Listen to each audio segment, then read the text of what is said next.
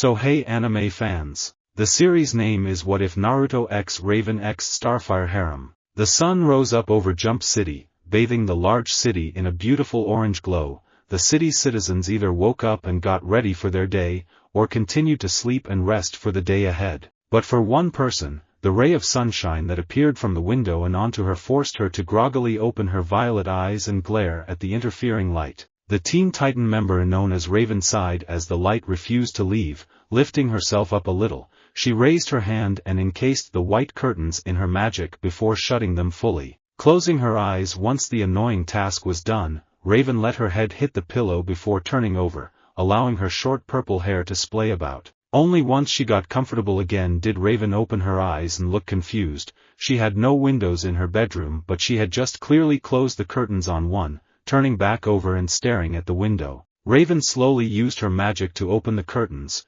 revealing her home, the Titan's tower, sitting in the distance and standing proudly on an island. This was not her bedroom, this was not her home. Her eyes still wide, Raven looked around the room she was in, white walls, no pictures, and the door to the room she was in was open, showing another room with a dark leather couch just in her view. Her eyes then fell to the floor and it made her freeze in shock. It was her clothes, all scattered about on the floor. Instinctively she checked and realized that she was naked under the cream-colored covers. Trying to take deep breaths to calm herself, Raven turned her head when she managed to connect the dots. Laying next to her, and still thankfully asleep, Raven saw a man she had never seen before in her life. She got a good look at him as he lay there face up. He had blonde spiky hair and some odd whisker marks on his face, holding the sheets close to her body. Raven began to hyperventilate in panic as she started to understand the situation she was in.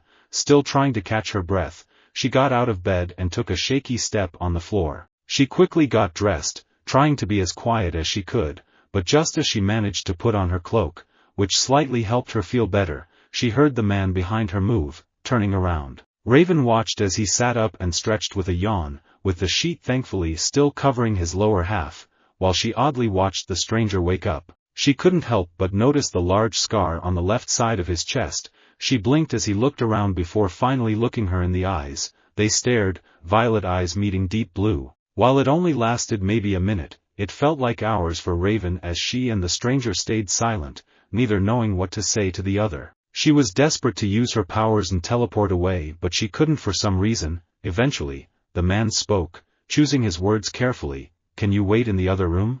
I'd like to get dressed and then maybe we can sort all this out."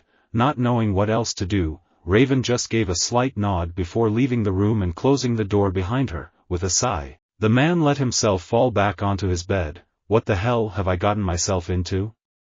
he muttered to himself before getting up and into some clothes. Raven stood in the middle of the man's living room, unsure of what to do. At least she had a moment to calm herself as she took several deep breaths while ignoring the noise of the stranger moving around in his bedroom. Glancing around, Raven took in the room and realized how plain the place looked. Nearly every wall was white with no pictures or frames anywhere. The living room she was in just had a single two-seater couch, a TV unit against the wall with an average-sized TV on top and a dark wood coffee table in between the unit and the couch. Taking a seat on the couch, Raven tried to remember everything that happened the night before but struggled as she could only recall bits and pieces. Raven was suddenly broken from her thoughts by the sound of a door opening. She glanced in the bedroom's direction, seeing the stranger close the door.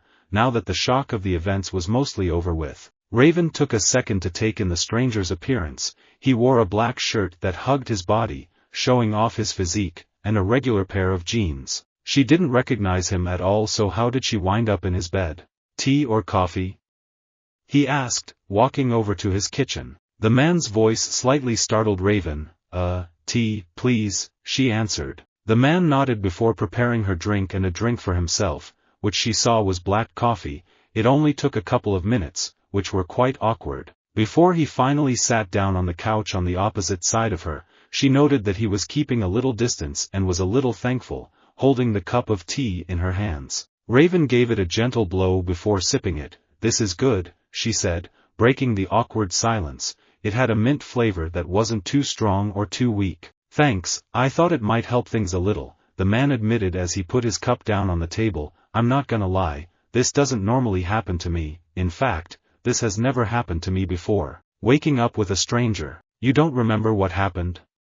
Raven asked in a surprised questioning tone. Closing his eyes, the stranger looked deep in thought. I remember sitting here on my couch, I was just watching TV but that's about it, he admitted. Next thing I know, I'm waking up and you're here. Raven could tell that he was being truthful. I don't remember anything either, she said. I don't even know your name. She kept her eyes on the drink in her hands, not wanting to look up. Naruto, that made her look and see that the man was giving her a small smile. My name is Naruto Uzumaki, and you are Raven of the Teen Titans, obviously, he said, nodding towards the TV. Raven smiled back at that. She doubted there was anyone in the city who didn't know her or her friends. So you can't remember last night either? The last thing I remember is fighting a villain with my team, she said, sipping her tea. My team and I were fighting Dr. Light, like you. The next thing I remember is waking up in your bed. Just saying that brought a blush to Raven's cheeks. She still couldn't believe anything of this has happened. Listen, Naruto said after a moment, getting Raven's attention, because neither of us can remember. I can understand if you don't want to talk about it for now. I mean, you're a hero and I doubt you do this regularly, and I promise that I won't say anything to the news or anyone else. This'll be our secret. Hearing this, Raven felt a little more at ease. Thank you, she said. She really didn't want to think about last night, not that she could. She and her team were always bombarded and stalked by various news outlets, reporters, and journalists. It was a terrifying thought if even one of them found out about this. She didn't even want her friends to know about this. Oh. Raven realized, putting down her cup as she reached for something on her belt. What's wrong? Naruto asked, wondering if it was the tea. He doubted that as it was obvious the young woman opposite him seemed to enjoy it. My friends are probably wondering where I am, Raven said, opening her communicator. There were several missed calls and a few messages asking where she was and if she was alright. Idly she was amazed that Robin hadn't tracked her communicator and come find her. The device in her hands suddenly went off, making the gray-skinned girl jump in fright. Hello? She answered, yes, I'm fine. I said I'm fine. Another attack? Alright, yeah, I'll be there soon. Seeing Raven hang up with a frown, Naruto said, I'm guessing you have to go. Yeah, Cinderblock is going on another rampage downtown again, Raven explained, sounding as if this was a normal occurrence. Standing up, Naruto walked her to his door and opened it, letting the hero out. I know this was something that you didn't want, and it must be hard to not remember anything. But if you ever just want to talk then you know where I live. I don't think I'll be back, Raven admitted, feeling guilty as if this was somehow her fault. None of this should have happened, and I'm sorry that you somehow got dragged into this mess. You don't have to apologize, Naruto interrupted. Neither of us remembers, so we can't exactly put the blame on each other or ourselves until we get some answers, can we? Seeing that the man still held a soft smile, Raven couldn't help but return it, the small guilty feeling she felt disappearing. Thank you, she quietly said. Slowly she sunk into the ground with her magic, leaving Naruto alone, standing in his doorway. He stood there, staring at the spot. Raven had disappeared for a few more seconds before closing his door and walking back into his apartment. Why can't I remember? He muttered to himself with narrowed eyes, curious as to what happened last night for things to end up as they did. Seeing the 2 cups sitting on the coffee table, he took them to his kitchen and put them in the sink, but as soon as his hands left them, he noticed that they started shaking again. It wasn't a violent shake, but it was enough for Naruto to clench his hands into fists as he tried to control it.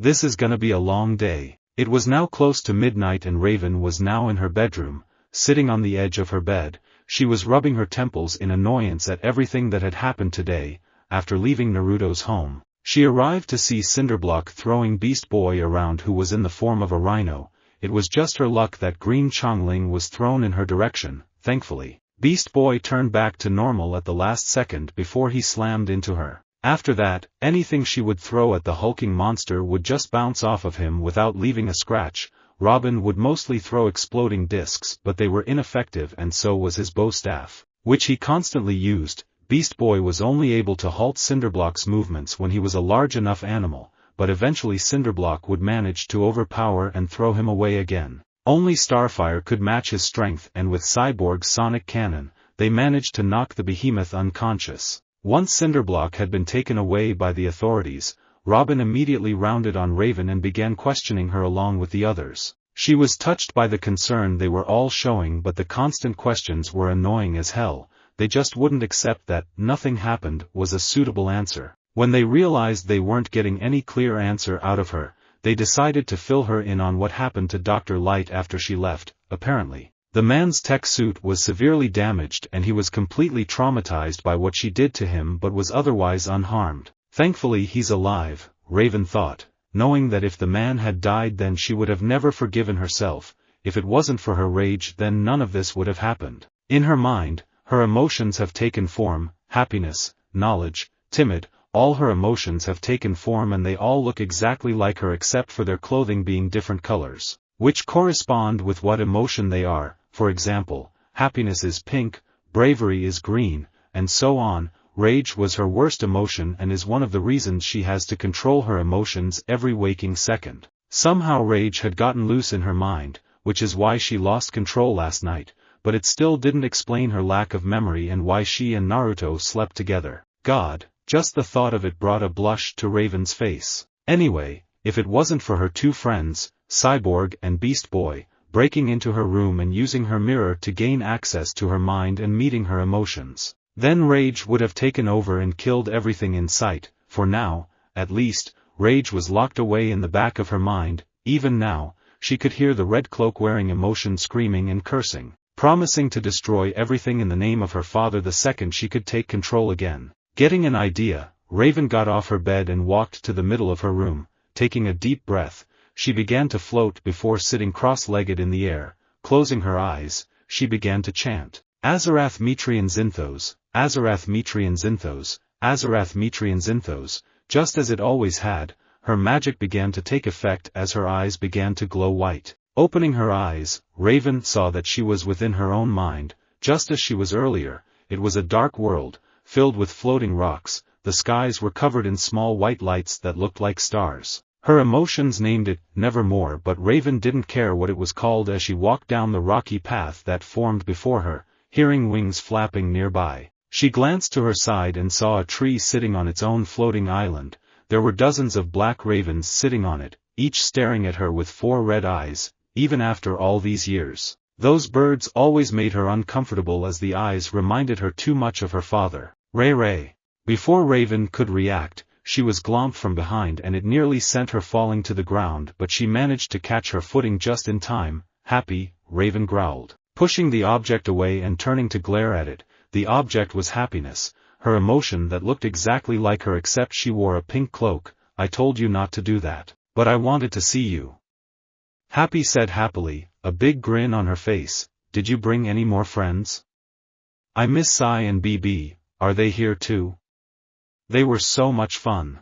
Raven just let the peppy emotion talk as she walked away, not in the mood to deal with her right now. Happy just loved to talk non-stop about anything that caught her interest. Eventually, Happy realized she was alone and pouted before chasing after the original. Catching up, she waved her hands and said, "Why did you leave? I thought we were having a nice chat." "I'm busy," Raven said, knowing that Happy would just keep talking otherwise. "I need to speak with Knowledge." "Ah. She's no fun," whined Happy, "all she does is read." "That's boring." Rolling her eyes at her emotion's childish behavior, Raven kept walking and eventually reached a large stone archway. Using this, Raven could transport herself anywhere she wanted within her mind, and all she had to do is focus. So, thinking of Knowledge and her domain, Raven walked through the archway. The scenery changed from hundreds of floating stone platforms to a library of all things. There were bookcases everywhere, stretching as far as the eye could see, filled with countless books of various shapes, colors, and sizes. Walking forward, Raven glanced at the bookcases as she walked by them, recognizing books that she had read in the past. "I was wondering when you would show up here," Raven heard ahead of her. Looking forward, she saw a large table with an emotion of hers sitting and reading while drinking tea. This emotion was wearing a yellow cloak and, for some reason, a pair of black-rimmed glasses. "You knew I would come?" Raven asked with a raised eyebrow, taking a seat at the table. Happy had followed too, but she was just running around taking books off shelves and letting them drop to the floor. "Of course," Knowledge answered, taking her eyes off the book she was reading and looking at Raven. Idly she waved a hand and made the books on the floor fly back to their shelves. I am you, after all. Or a part of you at least. Then you know why I am here. Rolling her eyes, Knowledge looked at her book again. As I said, I am you, therefore, I know everything you know, but then, there is something that we both wish to know, isn't there? But, before Raven could say anything, Knowledge continued, unfortunately, your time here is wasted. I do not know what events happened last night. Now that surprised Raven. She was sure Knowledge would have the answers she needed, but apparently not. How do you not know? Raven then asked with a furrowed brow. My apologies, I should have been clearer, Knowledge said, but she didn't sound the least bit apologetic. If anything, she sounded a little sarcastic. I have seen your fight with Dr. Light. And I have even seen Rage take control, but that is as far as the memory goes. I don't understand. As Rage wandered through the city, something happened, Knowledge explained. She sensed something. What that was, I do not know, but it somehow led her to Naruto. None of this was making any sense to Raven. What could Rage have possibly sensed? She asked, and how did it lead her to Naruto? I'm not sure, admitted the yellow-cloaked emotion. It was only for a second, but it was powerful enough to attract Rage. That concerned Raven. Rage was obsessed with death and destruction as well as power. So if she went after whatever it was last night, then it had to be extremely powerful. And what? Raven insisted. And I'm certain it came from Naruto. Leaving her mind and returning to her body, Raven set her feet on the ground before she sat down on her bed again. She needed to process everything that was discussed with Knowledge. Somehow Rage not only managed to get loose and take control, nearly killing Dr. Light in the process, but she had sensed something dark and powerful enough to affect her, and whatever that something was, had something to do with Naruto. The conversation then ended with Knowledge advising her to speak to either Rage or Naruto. She refused to speak to Rage. That emotion would never help her unless it was somehow to her benefit, plus she would most likely lie, but she also didn't want to believe that Naruto had anything to do with this. He had been kind to her and seemed to genuinely tell the truth, and while she talked to him this morning, she had never sensed anything out of the ordinary with him. Besides, it was now closer to 1 in the morning, she had been inside her head longer than she thought. I'll go see him tomorrow, she decided, giving a small yawn, feeling exhausted all of a sudden. Raven crawled into her bed, not bothering to even change her clothes. Turning off the light, she quickly drifted off to sleep. Naruto.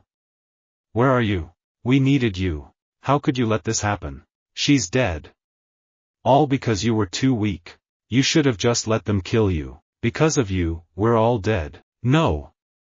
Naruto screamed, waking up from his nightmare and sitting up from his bed. He was drenched in sweat and panting hard, feeling as though he couldn't breathe. His eyes snapped around his room, taking in his surroundings. Seeing that he was in his bedroom, Naruto shut his eyes. Just a dream, he muttered to himself, trying to catch his breath. It was just a dream. There was a small noise in the distance, catching his attention. Listening, he realized that someone was knocking at his door. Getting out of his bed, Naruto found a plain white shirt and put it on while glancing at his clock. It was 6:30 in the morning, which meant he had gotten about 3 hours of sleep last night. Hearing the knocking again, Naruto left his room and walked through his living room to the door. Imagine his surprise when he opened his door and saw Raven standing outside his apartment, a hand raised to knock again. Her hood was down, showing that she was also surprised, probably from the door opening suddenly. Hi, she said after a moment. Hey, Naruto replied, I wasn't expecting to see you again so soon, he commented while moving aside, letting the Titan in. Not that I didn't want to see you again, it was just a surprise, you know? Moving past the man, Raven walked into the living room while speaking. Did I wake you? She asked, noticing how tired Naruto looked. Shutting the door, Naruto shook his head. I just woke up when you knocked. Thankfully, he sat down on the couch, which Raven joined. Thankfully? Nightmare. Ah, Raven nodded at that, having had a few nightmares herself, mainly about her father. After a moment of silence, she asked, do you want to talk about it? She wasn't used to this, talking to people. Her friends were one thing, but Naruto was practically a stranger or an acquaintance at the very least. Looking amused, Naruto said, thanks, but I doubt you came here to talk about dreams. You don't need to worry, I'm used to them now. Can I ask why you're here? As much as Raven wanted to explain why she was here, she instead asked, do you have any more herbal tea, please? That's why you're here? Naruto laughed, I'm a little hurt that you're here for the drink and not my company. Feeling a small smile tug at her lips, Raven said, I prefer the tea, thank you, it was more enjoyable. That hurts, Naruto pouted, he then chuckled, finding this a little funny and Raven smiled along with him, I'll be back in a minute, need to get ready anyway. He stood up and left the room, leaving Raven to her thoughts as she watched him leave. She had decided to return to Naruto's apartment early in the morning for 2 reasons. The first was that it let her leave the Titan's tower without her team being awake to question her about where she was going or who she would see. The second reason was to also visit her favorite tea shop, but they had closed down for some reason. Her plan had been to sit in the tea shop, enjoy a drink, and go and see Naruto in an hour or 2. But that plan was ruined by the closed sign, so basically she had nothing better to do. Ready to go? Looking, Raven could see that Naruto was dressed similarly to yesterday, jeans and a black shirt. We're leaving? She asked. I'm getting you your tea, he answered, but for that, you need to follow. Intrigued, Raven stood up and followed Naruto out of his apartment. Once he locked his door, he led the girl down the nearby stairs and out of the building. He then pointed across the street and Raven was astonished to see a coffee shop that she had never seen before, the Fallen Leaf. I've never seen it before. Walking towards the store, Naruto pulled out some keys. Yeah, while my shop's a little quiet, it does really well, better than I expected when I opened up a year ago. Your shop. So not only was there a coffee shop that Raven has never heard of, but Naruto actually owns it as well? Opening the door, Naruto let Raven inside before he shut the door and spun the sign to say open. Raven was pleasantly surprised as the store felt cozy with its dark walls and furniture. There was a mix of tea and coffee smells, leaving a pleasant aroma throughout the store. She watched as Naruto stepped behind the counter and turned on a few machines as he moved around with ease, while also putting on a plain apron. While he was working, Raven took a seat on one of the stools at the counter. Before long, a hot cup of tea was placed in front of her. So, what do you think?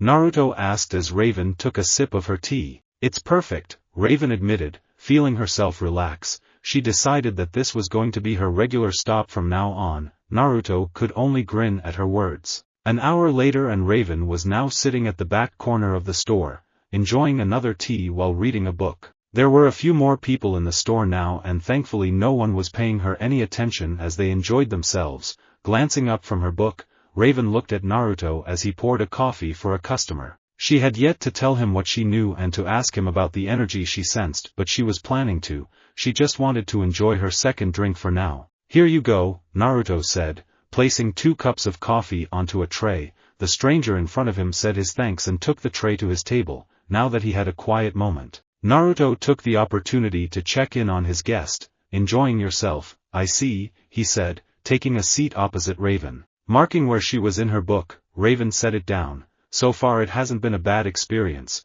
she said with a smile. Where did you learn to make drinks like this? Shrugging, Naruto leaned back in his seat. I traveled around for a while, picked up a thing or 2. Clearly, Raven took another sip of her tea before setting it back on the table. Now she looked a little nervous and Naruto could easily see it. You were right earlier, I didn't come to see you for your tea. I came to you because you figured out what happened the other night. Naruto interrupted, but he didn't sound surprised, and he made sure to keep his voice down in case any customer of his managed to overhear. When Raven nodded, he continued, it was the only reason I could think of as to why you came to see me earlier. I still don't remember anything, though. I don't remember either, but I learned some things. She wasn't going to explain how her emotions are sentient and how one of them helped figure this out. That would take too long. I have to be careful with my magic. If I get too emotional, then I lose control, and that is what started this. My rage got the better of me when I fought Dr. Light. However,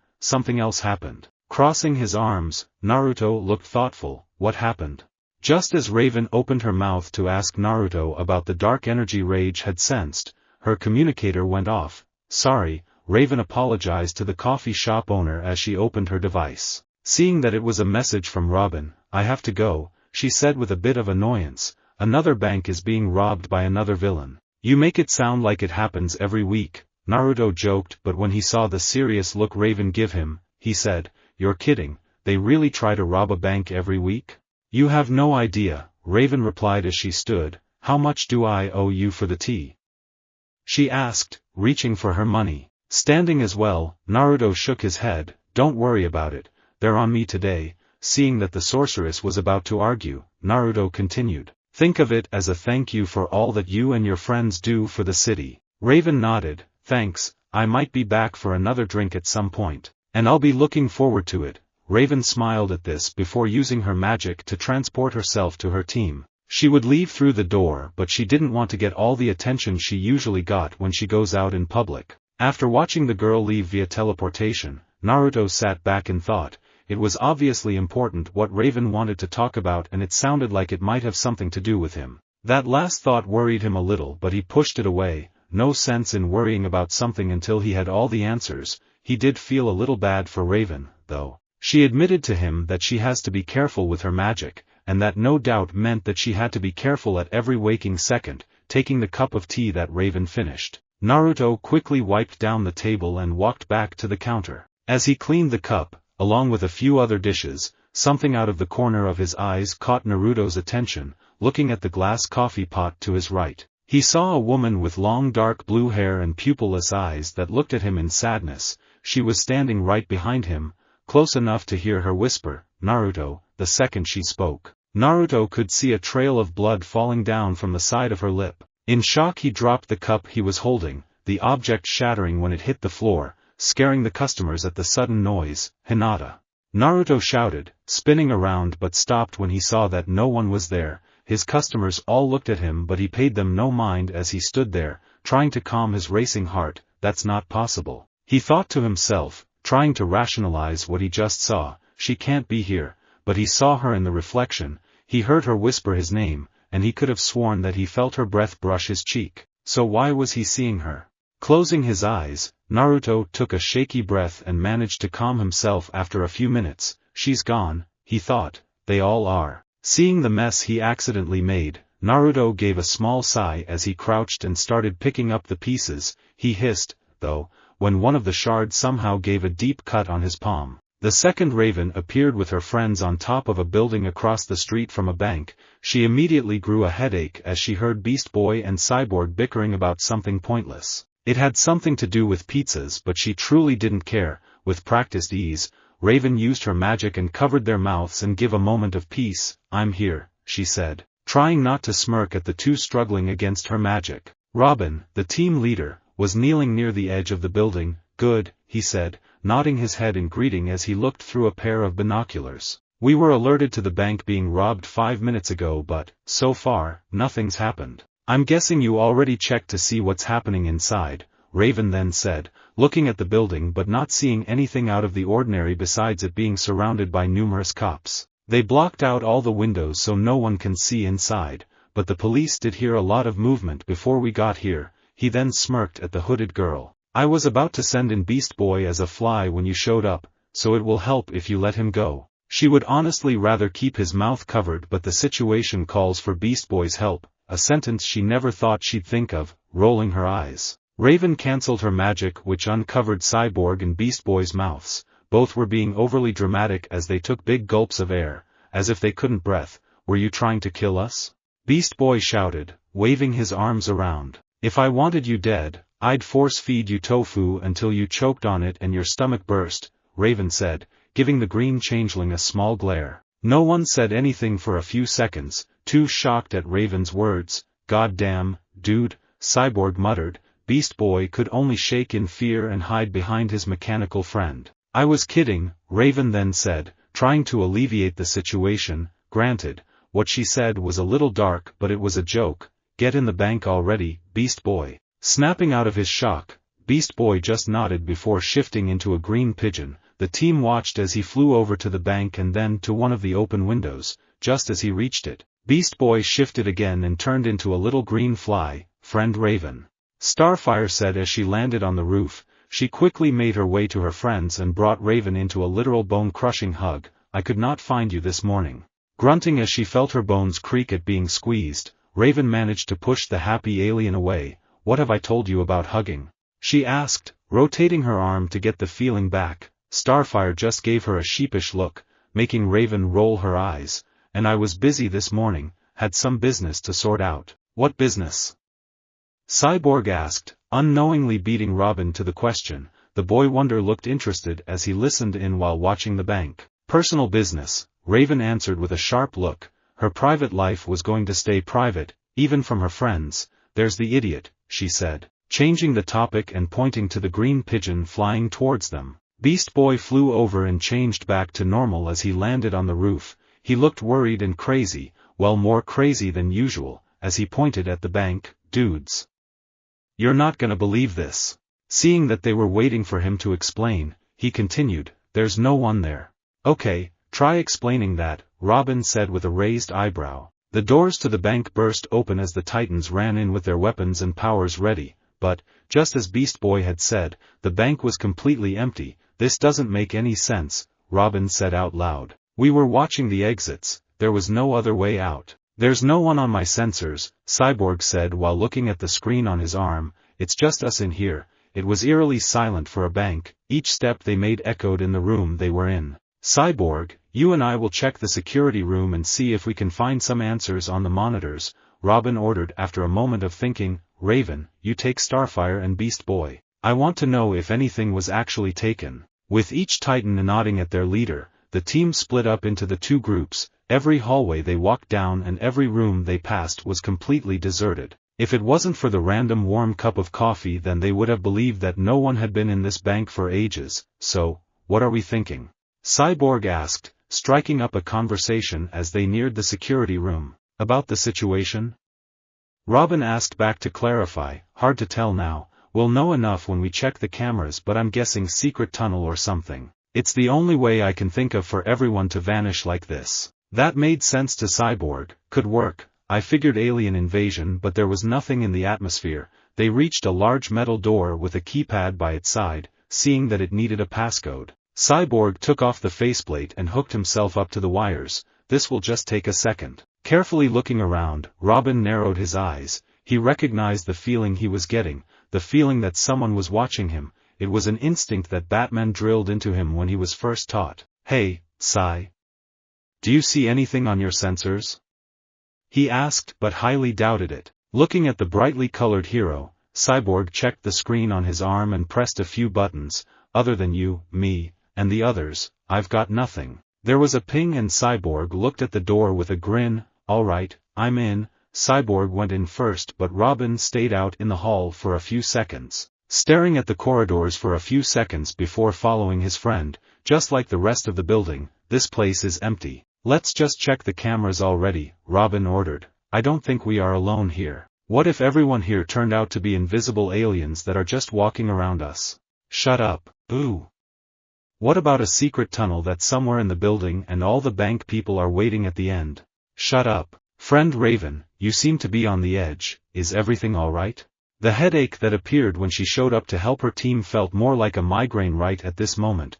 Raven blamed it on Beast Boy as he had yet to stop talking since the team split up. Starfire was just too innocent to put the blame on. I'm fine, Starfire, Raven answered. The three were walking down a hallway, while she and Beast Boy were walking while Starfire was floating next to them. Why did you answer Star when I've been asking you questions?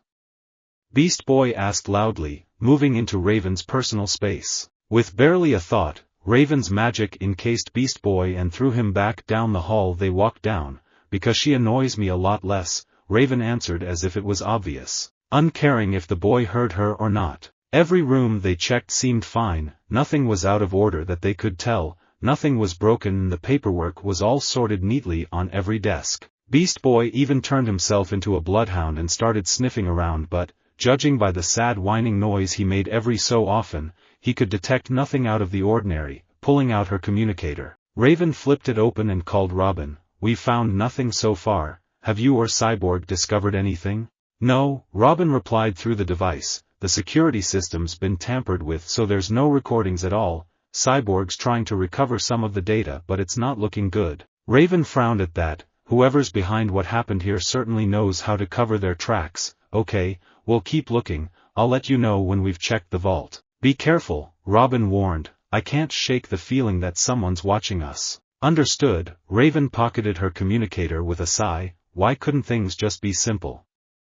Was that too much to ask?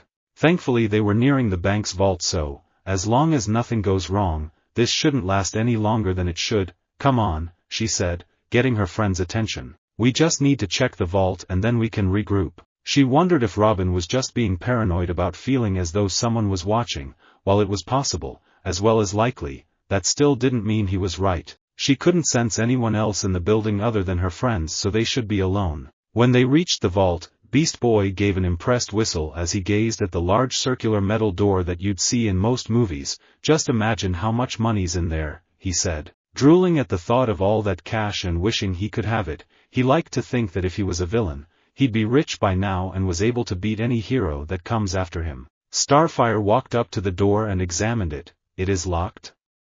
She asked, unable to tell if it is or not as she gazed at the combination dials and the handle in confusion. One way to find out, Raven said as she grabbed the handle. To her and the other's surprise, the handle moved and there was a loud click. Thankfully it was a modern bank, so the door started moving by itself, forcing Raven and the others to move out of the way. The three then looked inside the vault and widened their eyes. Without looking away, Raven took out her communicator again and called Robin. Raven? Is everything okay? I know why no one's here, she answered after a second. There's a tunnel inside the vault and all the money's been taken. She was telling the truth and, not even a minute later, Robin and Cyborg appeared to see that for themselves. There was a literal tunnel in the vault's floor and every shelf and case was empty. There wasn't a single coin or note left behind. What could have done this? Robin asked, examining the tunnel. He had already checked some spots inside the vault and found nothing that could help. Definitely a machine, Cyborg answered, pointing out some markings on the side of the tunnel. There are footprints as well, but there are dozens of them, probably from all the bank employees. Beast Boy, as the bloodhound again, sniffed around. I've got their scent, he announced when he turned back to normal. Hearing this, Robin immediately went into leader mode. As he pointed at the tunnel, Beast Boy, lead the way. We'll follow your nose. I think I'd rather dive into a pile of broken glass and salt, Raven thought to herself, but she too followed after her team. They were quickly met with darkness and could see nothing until Robin and Cyborg turned on flashlights and Starfire made her hand glow green. It was more than enough light to guide them. Cyborg, did you manage to get something from the security office? Raven asked. Glancing at his friend, Cyborg answered, I got into the recordings and saw everything from this morning, but the camera just stops working about a minute before the police were alerted to whatever happened. That was 5 minutes before they called us. We only had a quick look before you found this tunnel, Robin continued, but we didn't see anything out of the ordinary. We'll check it again later when we're out of here. The tunnel didn't last much longer as they came across a ton of rubble as well as an opening in a wall. Going through it, the Titans now found themselves in Jump City's sewer system. Why is it always sewers? Beast Boy asked out loud when he turned back to normal. It always smells so nasty down here.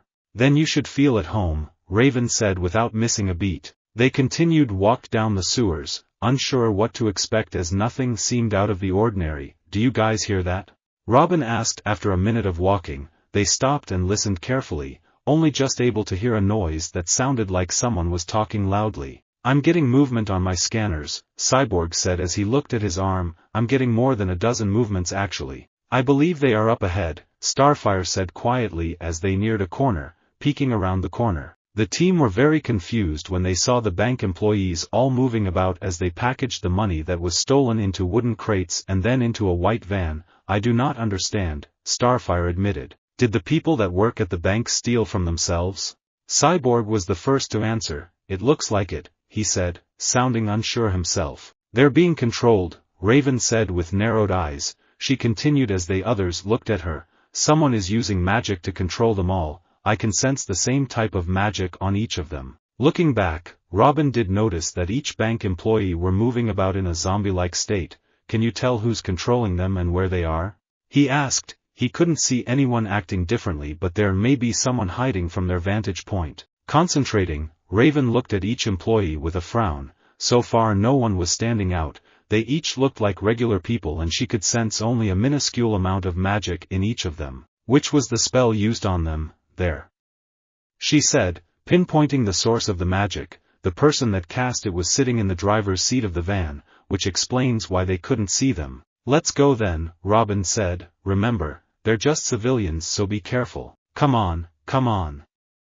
The man in the driver's seat muttered to himself, impatiently drumming his fingers on the steering wheel. Keith Penman, who was a bit of a chubby man with thin short hair and black glasses, had the weirdest day of his life yesterday. He had always been a man that blended into the background, never noticeable and always ignored. He worked at the bank and has had the same job for nearly 10 years now, and, while he was good at his job, he hated it at the same time. So imagine his surprise when a beautiful woman with shoulder-length brown hair sat at his cubicle. He was convinced she was meant to meet with someone else and tried to tell her so, but then she just said his full name as well as other information that she should not have known. She then started talking about his life, how he lived alone in a rundown apartment, no family or relatives and next to no friends, how his life was just boring. Hearing it like that was just depressing for Keith, and he demanded to know how she knew all this and why she was telling him. But, instead of answering, the woman just smiled and placed a small wooden box in front of Keith and walked away.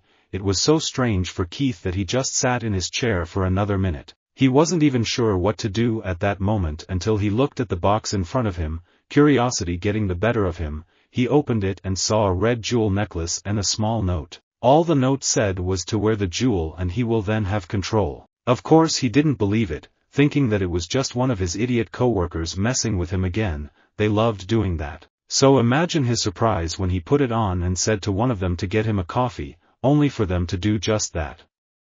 It was mind-boggling. He tried it again with different people and different tasks and they all did it without question.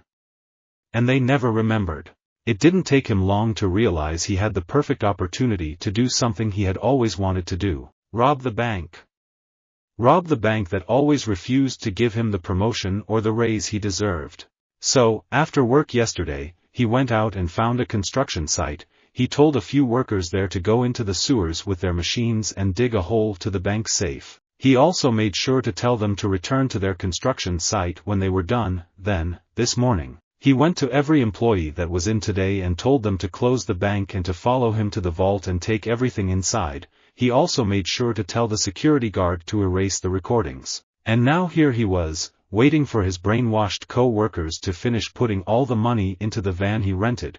They had to act fast though, as one of the alarms was accidentally triggered by one of them. So the police were waiting outside the bank. Good thing he had all the windows blocked out. That should buy him a few minutes. At least the Teen Titans weren't here. He hated watching a bunch of teenagers playing hero on the news constantly. There was a knocking on the window to his left. "Are you idiots done yet?" he said, rolling down the window and shouting out to, what he liked to call, his minions. Imagine his shock and horror when he saw the Titans surrounding his van. His minions were still packing away without a care. "Oh shit," he muttered. "We're gonna give you one chance," Robin said as he cracked his knuckles to show how serious he was. "Get out with your hands up and come quietly or," gulping, Keith had to ask, "or what?" "Or we'll beat you and throw you in prison." Beast Boy answered, also cracking his knuckles but doing it in a way that seemed less impressive. "Minions attack!" Keith shouted in a panic before looking Beast Boy in the eyes, "And you protect me." Taking the handbrake off, Keith slammed his foot down on the accelerator. The van drove off before the Titans could do anything. Growling, Robin began his orders. "Titans go." He was interrupted as Beast Boy turned into a gorilla and grabbed him. "Hey! Let go." Instead of doing that, Beast Boy just began spinning him around by his cape. "Guys, help me. Little busy." Cyborg shouted, pulling one of the controlled bank workers off of him that tried to grab hold. "Snap out of it, BB. That guy's getting away. I've got him." Raven announced as she flew off after him. She knew her friends could handle themselves and that they wouldn't hurt the innocent workers. Beast Boy might prove to be a challenge, but if she could stop the spell that guy was making, then everything should fix itself. Flying a bit faster, Raven easily spotted a white van shooting down the road while dodging cars it nearly hit. It would have been easy to just fly down and grab the vehicle with her magic, but, with the way he was driving, the guy was forcing others to lose control when they avoid him. So Raven was forced to stop others from crashing into each other or random civilians walking about. Azarath Metrian Zinthos. Raven chanted, having enough of chasing this guy. Her magic managed to reach the guy's van and encase it while lifting it into the air. Sighing that all the chaos has stopped, Raven floated down and opened the door, turning the van on its side. She shook it a few times, which caused the man to fall out and hit the ground. "Give up already," she said, floating down. "Oh, okay." The man shouted in defeat, "You win. Just don't hurt me." Apparently the man was a bit of a coward. "Undo your spell and release everyone you're controlling," Raven said with a frown. I don't know how." The man admitted as he pulled out the necklace from his shirt. "I just got this thing yesterday. I don't know how to control it." Landing on the ground, Raven stomped to the whimpering man, who closed his eyes as he knew he was going to get punched. However, Raven just snatched the necklace from him. Her frown grew more as she examined it. "This necklace," she said before glaring at the man. "Where did you get this?" Still scared of the Dark Titan, Keith told her everything. He told her about the strange woman yesterday and how she knew things about him and how she didn't say anything else before leaving while also leaving him. This necklace, grabbing hold of the chain of the necklace, Raven gave a small grunt as she pulled and snapped it, which also caused the red gem to turn black. Not even 10 seconds later and Raven's communicator went off. Answering it, she heard Cyborg. "Raven? Did you catch the guy?" "Yeah, I got him," she answered. Out of the corner of her eye, she saw Keith try to sneak away, waving her hand. Keith was encased in her magic and thrown into a nearby dumpster. Judging by his screams, it was still full of something horrid. "Is everything okay on your end? Is Beast Boy still going crazy?"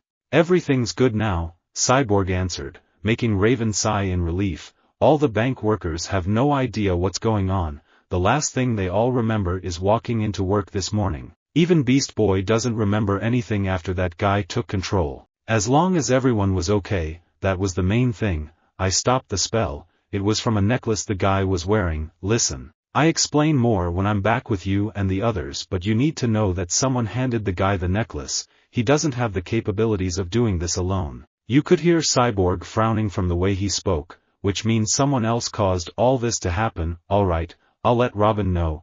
We'll see you at the tower after we get everything sorted here, alright?" "Okay, I'll you all there." Raven hung up and put her communicator away before looking at the now depowered necklace. Every trace of magic was gone from it, so now it was completely useless. But it was still powerful magic, one she didn't recognize, and that was what worried her. In her bedroom, Raven paced around the necklace that floated in the center of her room. Books and scrolls were scattered across the floor, but, at this very moment, they were useless. She had spent the past 2 weeks trying to research this necklace but had come up with nothing. The design was basic. The stone was actually a ruby, but there was nothing special about how it was cut. Even the metal that was used to hold the stone and make the chain was common. Everything about the necklace was just so generic that it was impossible to get any real information on it. The magic that was used in the necklace was gone, having vanished when she broke the chain to free the minds of the bank employees as well as Beast Boy. Not that there was much of a mind to free with him. Usually, an object that has had any kind of magic in it will leave some sort of signature behind, similar to a fingerprint, but the necklace was completely blank. There was just nothing. Now it was nothing more than regular jewelry. With a sigh, Raven sat on her bed and rubbed the sides of her head to ease the headache she had. She had barely left her room unless there was an emergency or to just get something to eat. Maybe it would do her some good to get some fresh air. Friend Raven. And the second she opened her door, Raven regretted her fresh air idea immediately. Starfire, Raven greeted with a tired sigh as she walked past her friend. "Why were you standing outside my door?" The two were making their way towards the comms room of the tower, with Starfire floating behind Raven. "I do not know where Robin or Cyborg or Beast Boy have gone. I was hoping that you might know," Starfire explained. "No, I haven't seen them," Raven answered. This was the first time she had left her room today and it was nearly 10 at night, so she had no clue where the others were. "Are you sure they just haven't gone out to the city or anything? Maybe they went to go get some pizza or something." Looking thoughtful for a second, Starfire nodded and said that makes sense. Perhaps they are doing the hanging out someplace. They reached the comms room and went straight for the kitchen, with Raven quickly turning the kettle on. Tea first, and then fresh air. Now that was a good plan in Raven's book.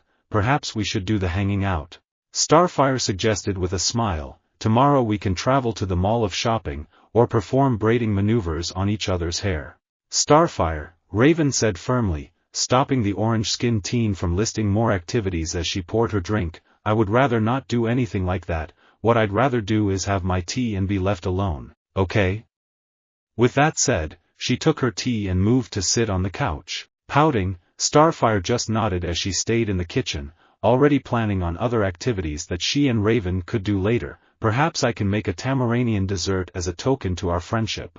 She shouted in her mind, smiling as she did so. Rummaging through the cupboards, Starfire hummed to herself while thinking, now then, I believe I need pickles and chocolate. Oh, but Earth does not have glorgs to get meat from. I wonder if chicken tastes like glorg. If Raven could hear Starfire's thoughts, she'd be running away to save her stomach. Thankfully, the rest of the team arrived and saved her from her unknown fate. Mail call. Cyborg announced as the doors opened. He walked in while carrying a wooden crate, followed by Robin and Beast Boy. He placed it on the kitchen table, the team gathering around to look at it. Check it, Beast Boy said as Robin examined it. We just found this at our front door. It's gotta be fan mail. Probably a gift from one of my many admirers. It took everything Raven had not to punch the green changeling as he wiggled his eyebrows at her. You just found it at out our door? Raven asked as she examined the box, seeing a note that just said that it was for the Teen Titans. And you don't find that suspicious? Why would it be? Beast Boy asked, not seeing anything wrong that. Because it could be a bomb or a trap or something, Raven said, as if it would be obvious. Why did no one else in her team find this really odd?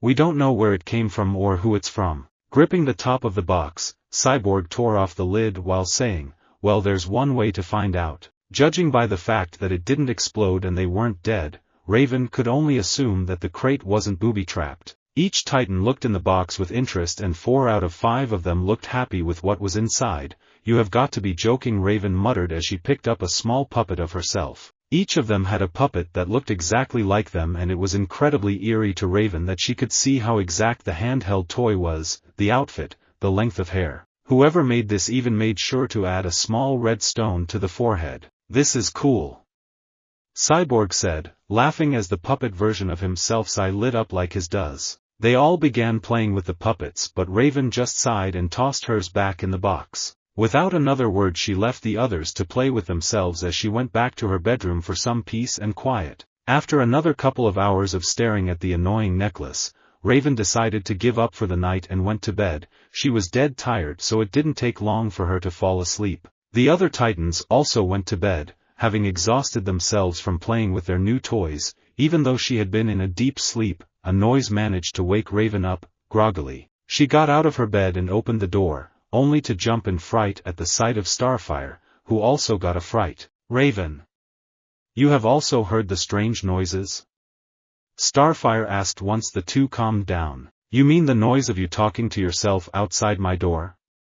Raven asked back, hard to miss. Now knowing that she had woken up her friend, Starfire quickly apologized. Oh, forgive me, I didn't mean to. She was interrupted as she and Raven were suddenly attacked by a familiar sonic blast. It had only just missed them, and when they looked to see who was attacking them in their own home, the two were shocked to see their male friends running at them. Robin ran at them before jumping and dive-kicking at them, which they managed to dodge. Beast Boy changed himself into a raptor and, with a roar, attacked Raven, who blocked his bites with her magic. Beast Boy, she yelled, trying to snap him out of whatever was happening to him. It's me. Don't make me hurt you. Shockingly, he managed to bite through her magic and make it shatter. Flying, Starfire tried to dodge Robin's attack, but one of his discs managed to get past her. It exploded, blinding her with a bright flash of light. Falling, Starfire was caught by Cyborg, who held her tight to make sure she didn't get away. Raven continued defending herself from Beast Boy, but he managed to swipe her with his tail and launch her into Cyborg's other arm. Both girls struggled, but it was no use. Friends, Starfire said, why do you attack us? What is wrong with you guys? Raven said. The boys just kept staring at them, and it was then that Raven noticed their eyes were glowing blue. They're not your friends anymore, a voice said, catching her and Starfire's attention. Walking up to them was a short puppet figure wearing a royal-style suit with a crown. They're my puppets now, these are your friends. He raised his hand to show the small puppets the Titans had received in the crate. Robin, Cyborg, and Beast Boy's puppet mouths moved as they struggled to speak. begging Raven and Starfire to help them. The Puppet King then held an object that glowed with magic as the enslaved boys held up the puppet version of the girls. All of a sudden, Raven started feeling something was wrong. It was like her energy was being drained and there was nothing she could do, but she had to try, so, struggling against the magic that was being used on her, she chanted, Azarath Metrian Zinthos. She trailed off at the end, all her power being sucked away just as she finished her own spell. Her magic countered the Puppet King's, knocking his controller out of his hand and messed with his spell. Picking up his controller, he made sure it wasn't damaged before seeing the girls run off, after them. He ordered, sending off the other titans to do his bidding, I want their power. Raven and Starfire managed to make their way to the basement where they climbed down to the underground exit. Once they were sure they were clear, I don't understand. Starfire said in a confused and worried tone, Raven, what are we going to do? Turning on the light, Raven was about to answer when she noticed that she was looking at her own body. Starfire? She questioned, seeing her body nod at her. Raven? Starfire exclaimed with a gasp, you are me. And I am you.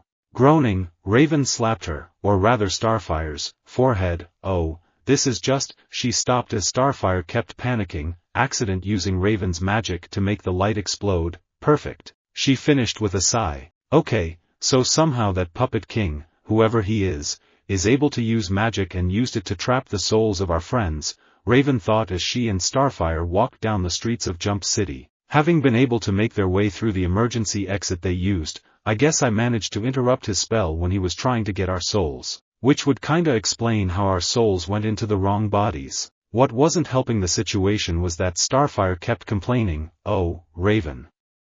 She whined, this is just awful. Terribly awful. And thanks to Starfire being in her body, Raven could see that her friend had no control of her powers, so as she panicked, objects around them began to melt and explode due to her magic. Starfire. Calm down. Raven said, grabbing Starfire's shoulders to stop her talking. She showed the girl the damage she accidentally caused with her powers. My powers are driven by emotion. The more you feel, the more power you unleash. But what if they find us? Starfire asked, meaning her male teammates. She did not wish to fight them. What if our friends are doomed? What if I am stuck looking like this forever? Then we'll fix it, Raven reassured with a smile, managing to calm Starfire down a little. I don't know, but we will stop Puppet King and make everything normal again. What's wrong with the way I look? She then asked, just realizing what Starfire had said. Nothing. Starfire quickly said before stumbling a little and holding her head. Going to her friend's side, Raven touched her shoulder and asked, what's wrong? Starfire gave Raven a small smile. I believe I was just hungry. They heard birds cry in the distance, drawing their attention to the sky. The girls looked up and immediately noticed a distinctive green bird circling high above them. It's Beast Boy. Starfire announced, pointing Raven's ash-gray hand to their teammate. Beast Boy cawed at them before diving down with his talons extended. Raven, quickly seeing the incoming attack, shouted, you mean Zombie Beast Boy? Run! Grabbing Starfire's hand, they both turned into an alley and ran as fast as they could. I think we lost him, Raven said, panting a little, but it won't be long until he finds us again. He may be an idiot, but he is good at tracking. I wish to fly, Starfire announced, jumping into the air and waving her arms about as if they were wings, but no matter how hard she tried, she would keep falling back to the ground. As they walked down the alley, they described to each other how their powers worked. With Starfire, Raven needed to try and feel happy or any positive emotions, which was difficult for her as she had always suppressed her emotions, and it was the same for Raven's powers because Starfire, a being who thrived on her emotions, needed to be calm and in control of said emotions. Turning a corner, they both heard a growling noise coming from behind, so, turning around, they both froze when they were confronted by a green tiger of all things. Without waiting for the incoming attack, they both ran down further into the alley. What do I have to feel to use starbolts? Raven quickly asked. Righteous fury. Starfire said, hearing a groan from Raven in annoyance. Alien strength? Boundless confidence. Never mind. Growled out Raven as they turned a corner. Seeing a turn, Raven grabs Starfire and jumps out of the alley they were in, unnoticed by Beast Boy as he continued his path. But before either of them could breathe in relief, they saw a figure move in the shadows before appearing before them, moving into the light. The girls realized that it was Robin, their leader. Two metallic arms suddenly smashed their way through the wall behind, causing the girls to jump in fright. With no other way in sight, Raven looked at Starfire. If I can't fly, then you have to levitate. Yes. Starfire excitedly said, completely forgetting the danger they were in. Wait. You need to focus. Shouted Raven, but to no avail. Azarath Metrian Zinthos. Starfire shouted quickly, launching herself high into the air with Raven holding on to her hand. Thankfully, this got them away from their zombie teammates, but now there was another problem. I wish to stop. Please tell me the way to stop. Starfire yelled, zooming over Jump City at impressive speeds. Look at the ground and imagine. Before Raven even got to finish her sentence, she was suddenly lurched towards the ground at the same speed as before, and before she could even prepare herself for the incoming impact, they slammed hard into a pile of rubbish, which managed to break their fall. Remind me never to let you fly my body again, Raven sarcastically muttered. Starfire, groaning as she picked herself up, sniffed her arm and reared her head back with a look of disgust. Ugh. I smell like the breath of a Snervian blork worm. Raven, what are you? Raven quickly slapped her hand around Starfire's mouth, dragging her deeper into the rubbish just as Robin and Cyborg walked past them, clearly scouting out the area in search of them, not seeing their targets. They both gave a zombie-like groan as they wandered off, waiting until she was sure they were gone. Raven released a breath she didn't even know she was holding as she let herself relax a little. What are we going to do? Starfire asked, clearly distraught over the whole situation. I don't know, answered back Raven. How are we going to save our friends? I don't know. How are we going to turn ourselves back to normal? I don't know.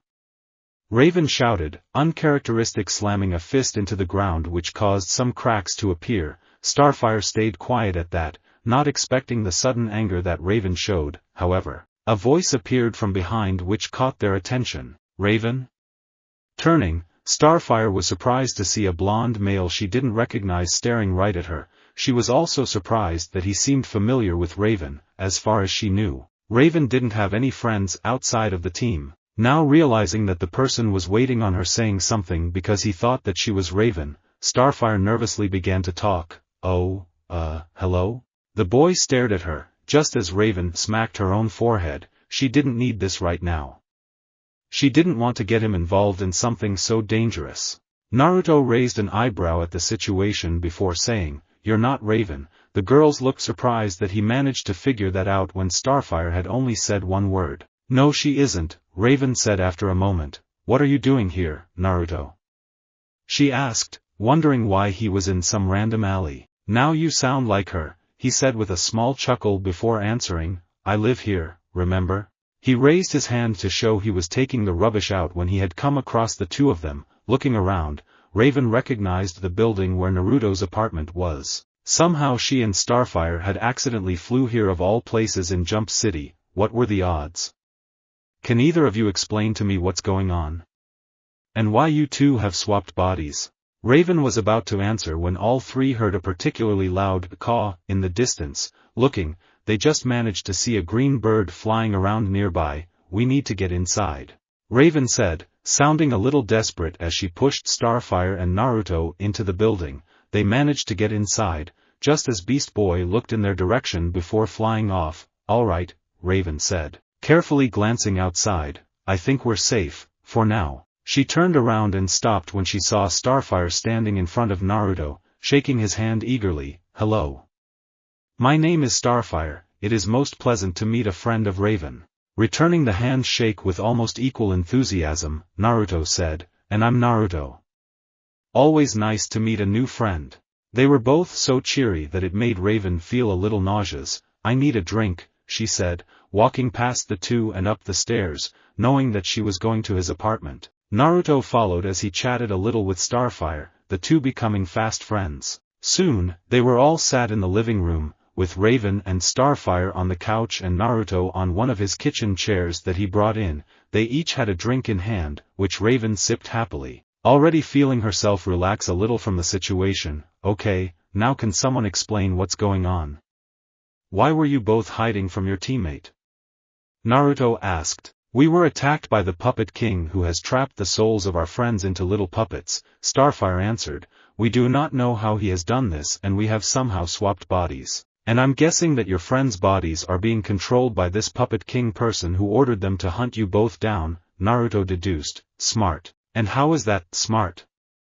Raven asked, curious to know what he was thinking. Leaning back into his chair, Naruto crossed his arms. If you were fighting against any other villain, you heroes wouldn't hold back, would you? He received 2 head shakes as answers. These aren't villains you're fighting, they are your friends. While their minds are not their own, their bodies are. Which means you have to hold back unless you want to hurt them. The Puppet King has made it so that you are both basically fighting with one arm tied behind your back. That's why it's smart. Raven realized it was true. She and Starfire were at a severe handicap fighting against their friends because they didn't want to hurt them, even if they were being controlled. I do not wish to hurt our friends, Starfire said, voicing Raven's thoughts. Plus there's also the fact that you're both in the other's body, Naruto continued. Neither of you know how to use the other's powers and you're both fighting against your body's muscle memory. Yep, we're screwed, Raven muttered out loud with a frown. The odds really were stacked against them. The 3 went silent for a few minutes, with both Raven and Naruto trying to come up with a plan while Starfire had her own thoughts. How is it that you two know each other? She asked in a curious tone. The way the two spoke to each other showed that they were friends, but Raven had never mentioned him before. Blushing, Raven stuttered a little, unsure how to answer that question. She didn't want her team to find out she had a one-night stand with a complete stranger when her powers took over, and she especially didn't want Starfire to know. Naruto, on the other hand, laughed at Raven's reaction. Who knew the dark sorceress was shy? We met last week, he answered easily. I own the coffee shop across the street and she came in for a drink. Every day since then she's shown up and we became friends along the way. That sounded believable, Raven thought in surprise. Oh, I see, Starfire said, believing the story as she knows Raven goes to coffee/tea shop every other day when she had the chance. I am glad that Raven has other relationships outside of our team. And I am glad to have met you, as well. Grinning, Naruto nodded. I'm happy to be Raven's friend and I'm glad I can be friends with you too, Starfire. Watching as Starfire in Raven's body squeal in delight was just odd to see for both Naruto and Raven. Before he could do anything, Starfire managed to move and grab Naruto into a hug. Thankfully she wasn't in her real body, so she didn't have any Tamaranian strength to break Naruto's back, who didn't know about this and hugged the girl back in a slightly awkward manner. Raven didn't look too happy about this interaction. It wasn't because Starfire was hugging Naruto, that didn't bother her, it was that it was her body being used. She had an image to uphold, damn it, and this wasn't helping. Alright, I've got an idea, Naruto said once he was released from Starfire's embrace. That puppet guy will be long gone from your home, as he knows he'll be at a disadvantage being in a location he knows next to nothing about, plus it sounds like he can't actually fight you guys. So he'll be somewhere safe for now. I'm thinking we follow one of your possessed friends and see if they can lead us to the bastard. From there we just need to figure out a way to stop his magic and return everyone to their original bodies. What do you mean by us and we? Raven asked, noticing how he used certain words, and she had a feeling she knew what he meant. Pointing a thumb at himself, Naruto grinned. I'm coming with you guys. Obviously, you're gonna need all the help you can get right now. Yep, it was exactly what she thought. No you're not, Raven said with a shake of her head. It's too dangerous and you'll just be in the way. It sounded harsh, she knows, but it needed to be said. She did not want him any more involved than he is. But Naruto took it in stride. He didn't look the least bit offended by what she said. In fact, he looked touched. Thank you for your concern, but I know how to handle myself. Our friends are too strong, Starfire argued, not wanting her new friend to get hurt. Please do not involve yourself. I know how to fight, Naruto said. I'll admit that it's been a while, but I have had years of experience. Now that caught Raven's attention. He had been fighting for years? For what reason? Then she wondered if it had something to do with the power she sensed from him that night a week ago. I'll be back in a moment, he then said, standing and leaving the room. The two watched him leave, and once the door was closed, they turned to the other, unsure what to think. Perhaps we could use his help, Starfire suggested after a moment, getting the feeling that Naruto would just join them no matter what. Raven had the same feeling. already figuring that Naruto was stubborn. I don't think we have a choice in the matter, I just hope we can keep him safe. As I said, I can handle myself, Naruto said as he entered the room again, having changed outfits and overheard the switched Titan's concerns. Now he was wearing black combat trousers with boots as well as a black shirt beneath a white hoodie with orange lining and the sleeves rolled up to his elbows. You both ready? Knowing that he was going to be joining them no matter what, Raven sighed before going up to Naruto and poked him in the chest, unknowingly using Starfire's Tamaranian strength, which caused the blonde to grunt a little. Fine, you can help, but if it gets too dangerous and we tell you to hide, you hide, got it?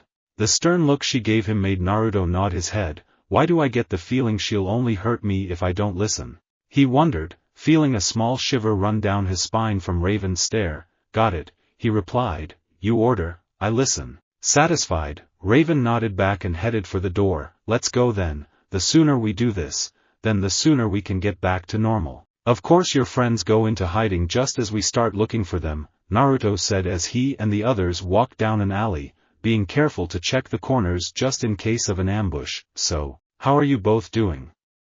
Managed to use the others' powers yet?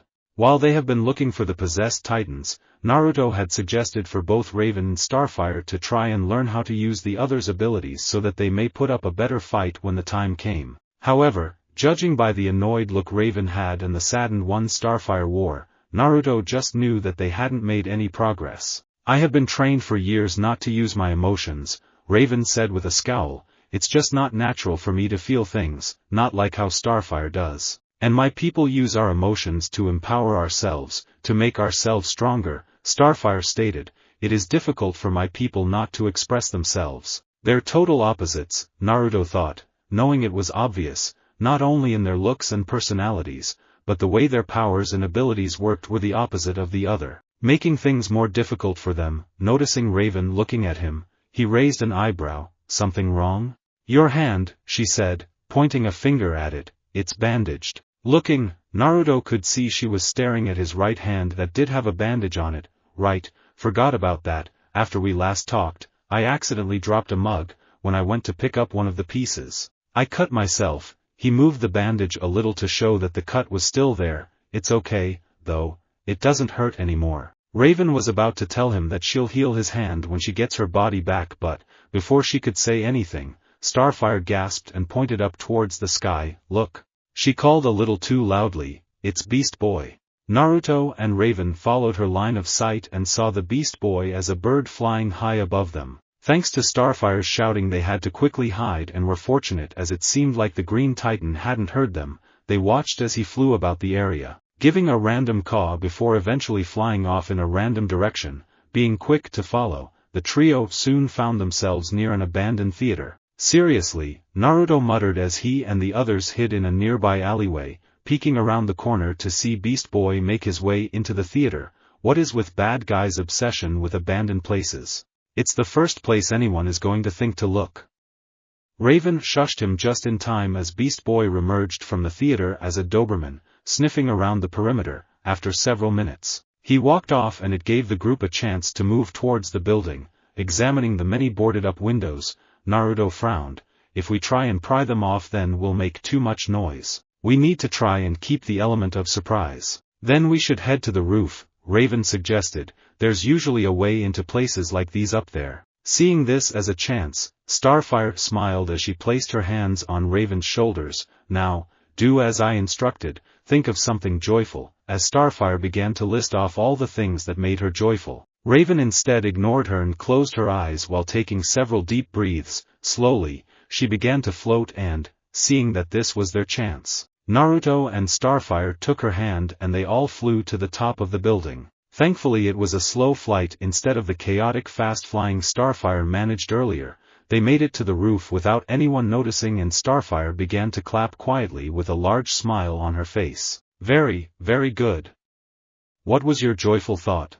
Wasn't much, Raven replied with a shrug. I was just thinking of going to get some tea when this is all over, that's all. It didn't sound like much, but if that was what made Raven happy, then so be it. Tell you what, Naruto decided to add, next time you visit my shop, your drinks on the house. That made Raven smile. She loved his drinks and if they were free, then they were even better. You too, Star, Naruto said, looking to the other girl, come visit whenever you want. Now that that was out of the way, the three went back to the task at hand, and that was making their way into the theater. The only obstacle now was a locked door, and Starfire, with Raven's guidance, managed to focus enough to break the lock. However, she did get a little too excited and blew the doors open, somehow without alerting anyone. Inside, they climbed through the rafters and stuck to the shadows. Finding the Puppet King was surprisingly easy, as the small wooden man was standing out in the open in front of a small cauldron filled with blue fire. The possessed titans were nowhere in sight, but were probably nearby in case of an attack.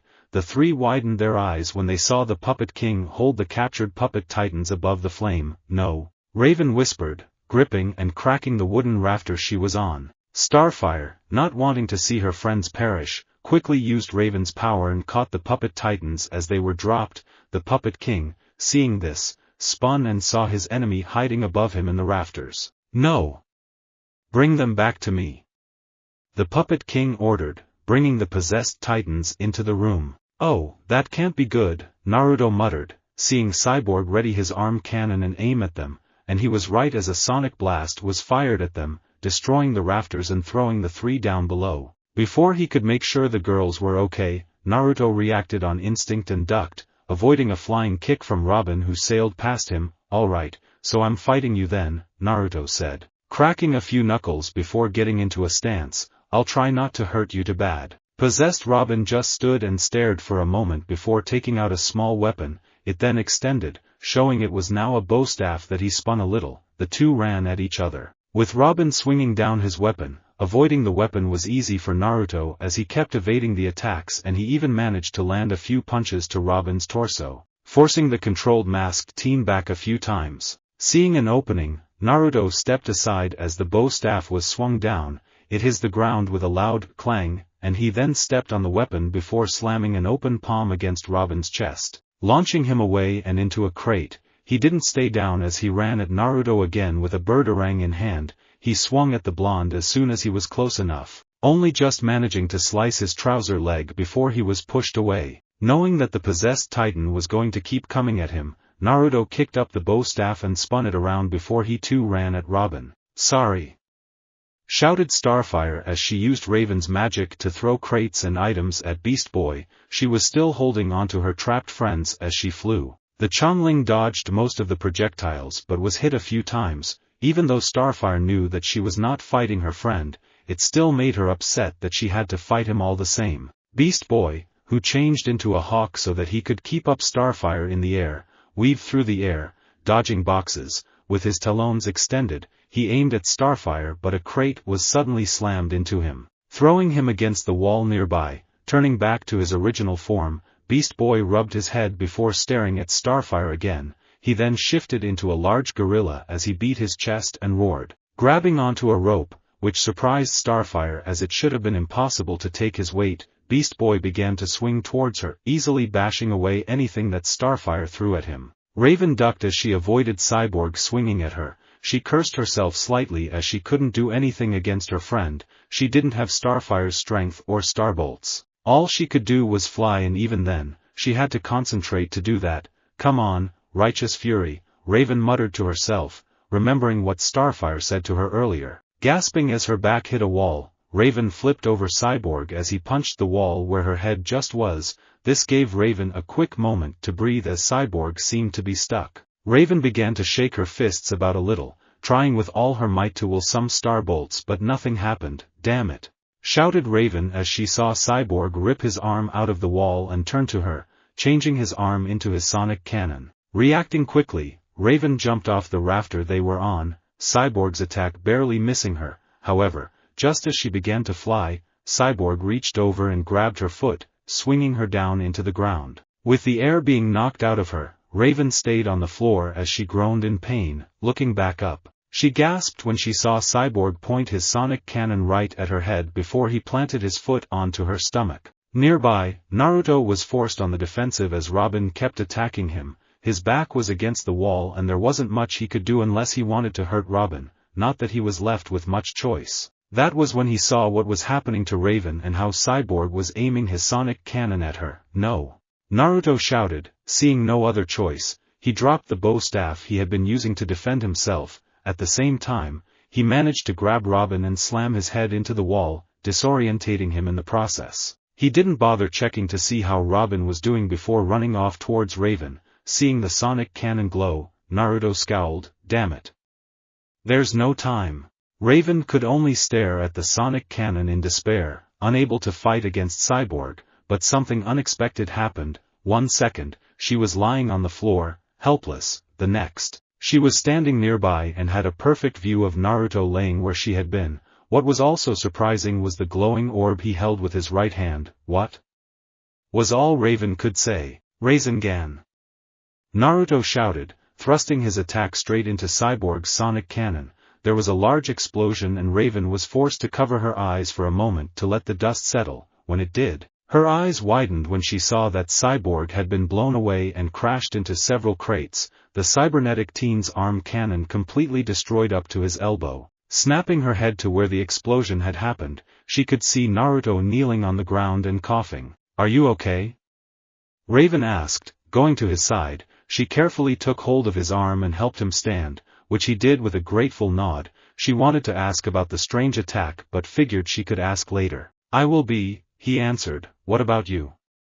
"I saw Cyborg almost hit you." She nodded. "Yeah, I'm okay thanks to you." She then narrowed her eyes at him. "We'll talk about that strange attack you did later, understood?" "Yes, ma'am," Naruto quickly answered, figuring that was going to happen. A birdarang landed in front of the two, making them look at it before realizing it was an attack. They didn't have time to react as it exploded into a cloud of smoke, obscuring their vision. They couldn't even see Robin walk up to the smoke and throw a disc inside. After a few seconds, it exploded in a large ball of fire. "I've had enough!" shouted Raven, getting Robin's attention. As he looked up, he saw that Raven was floating while holding Naruto by the back of his hood. Her eyes glowed green as her right hand formed a starbolt. Shouting, she threw starbolts at the wires that held the rafter up, forcing it to fall to the ground with the Titan's leader on it. "Raven! Help!" shouted Starfire from the ground. Looking down, both Naruto and Raven saw Starfire being held by Beast Boy, who was still in the form of a gorilla. Just a few feet from them was the Puppet King who held the trapped Titans as he ran towards the cauldron. Getting an idea, Raven slightly lifted Naruto, who seemed to understand what was about to happen. "No," he said, just as Raven held him back. "Not a good idea." She threw him as hard as she could towards the Puppet King. Naruto had his arms in front of him as he flew through the air at high speeds. It only took a second for him to slam into the Puppet King. Easily landing on his feet, Naruto grabbed the Titan puppets in one hand and the controller in the other. With a smirk, he tossed the controller in the flames behind him. "No!" shouted the Puppet King as the flames grew. Just as he began to shake violently, the trapped Titans glowed before their souls were released, quickly flying back into their original bodies. Then both Raven and Starfire gasped as their souls left their bodies before returning to their rightful place. "I am me!" shouted Starfire after Beast Boy let her go. "And you are you." "We're back!" yelled Cyborg with a cheer before noticing what was left of his arm. "What the hell happened to me? Who did this?" Their small celebration, and Cyborg's angry rant, was interrupted as the Puppet King began to yell, "No! The controller!" "Without it," he said as he tried to crawl to the cauldron. "I'm just a..." He trailed off as his body became a lifeless puppet, falling over just next to the cauldron. "Just a puppet," Raven said as she walked up to the fallen villain, nudging the body with her foot to make sure the puppet was lifeless. "It's over," she said, reassuring the others. "The magic that brought him to life is all gone." "That's a relief," Robin said. "I'm sorry you both had to fight us." Beast Boy was trying to calm down an enraged Cyborg, who was still demanding to know what happened to his arm. "Let's just go home. Star and I will explain everything later, but, right now, I just want to sleep," Raven suggested, getting a nod from Robin. He felt exhausted from what his possessed body had been doing, plus having your soul ripped out and put back in didn't help either. "Raven?" Starfire said as the others walked away. "Where is friend Naruto?"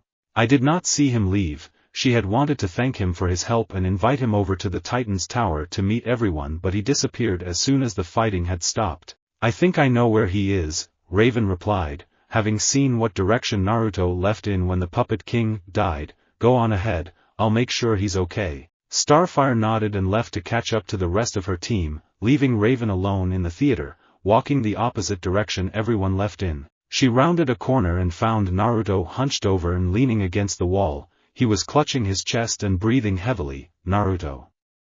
Raven called out, running to him. Hey, he said before coughing, I am okay, just need to catch my breath. Moving him so he was sitting against the wall, Raven hovered her hand over him and frowned. I can't sense any injuries besides a few cuts. Why are you like this? Because, Naruto began with a sigh, having caught his breath a little. It still sounded heavy but more under control. My own chakra is killing me. So you're from another dimension? Yep. A world where you grew up training to become a shinobi while also having a creature called a tailed beast sealed into you at birth? That wasn't by choice, but yeah, that's right. And before you arrived in this dimension, you were fighting in a war to stop some guy called Murderer from taking over the world? And then Murderer was betrayed and turned into a goddess who also tried to take over the world? His name was actually Madara. Other than that, yeah, he turned into Kaguya somehow, and then my team and I fought her. Robin, who had been talking to Naruto in the Titan's Tower med bay, rubbed his temples as he felt a headache appear. All he wanted was to go to bed after the whole Puppet King fiasco last night, but that idea was scrapped when he returned to the tower with his friends to find Raven already there with a complete stranger. Well, he thought the man was a stranger, but Starfire got excited and greeted him like a friend. Raven then asked Cyborg to do a full-body scan on this Naruto as he claimed he was dying somehow. While Cyborg was performing the scan, after rebuilding his arm of course, Robin took the opportunity to ask Naruto a few questions. He just wanted some answers, especially after learning that it was Naruto that had helped Raven and Starfire with the Puppet King. He would have understood if Naruto didn't want to talk, but the blonde was okay with sharing his story. Naruto was laying on a table as a scanning machine slowly passed over him several times. Robin was standing to his right, leaning against the wall, and, to his left, Raven sat on a chair, listening intently. Behind a nearby screen, Cyborg was typing into a computer with Beast Boy and Starfire next to him. Are we done yet? I promise you I'm okay now, Naruto said, wanting to stop the machine. He didn't care for this room, reminded him too much of hospitals, and he spent enough time in those buildings. Sorry, not yet, Raven apologized, but she didn't sound that apologetic. As soon as Naruto had told her that his chakra was somehow killing him, she had forcibly teleported them both to the tower and had her friends try to find out what exactly was wrong with him. He just went along with things, knowing it would be easier than fighting against Raven on this. What happened after Kaguya? Have I got that right? Robin asked, nodding when Naruto nodded to him. What happened when Kaguya took over Madara? You said she somehow captured every person on your world and trapped them in an illusion. Shifting a little to get a bit more comfortable, Naruto continued, but he lost his smile as he remembered the events that happened. It was a massacre, that's what happened, he answered. It was just myself and my team, 4 of us fighting against a literal goddess. Believing that this might be too personal, Raven made a suggestion. You don't have to keep going, you don't owe us any answers. Thanks, but I'd rather just get this off my chest, Naruto said, giving Raven a smile to show that he was okay. It wasn't like he was trying to keep any of this a secret anyway, so it really didn't bother him that much. Idly, Raven noticed that one of Naruto's hands was clenched into a fist and was shaking a little. It was obvious to her, as well as Robin, that Naruto wasn't as okay as he made it seem he was. My team and I fought Kaguya with everything we had, but it didn't matter. At one point we thought we managed to catch a small break when we were thrown into one of her many personal dimensions. We tried to come up with a plan, but then she appeared out of nowhere using one of her portals to appear behind Sakura. We didn't even have time to react when her neck was snapped. Naruto shut his eyes as he remembered that moment vividly.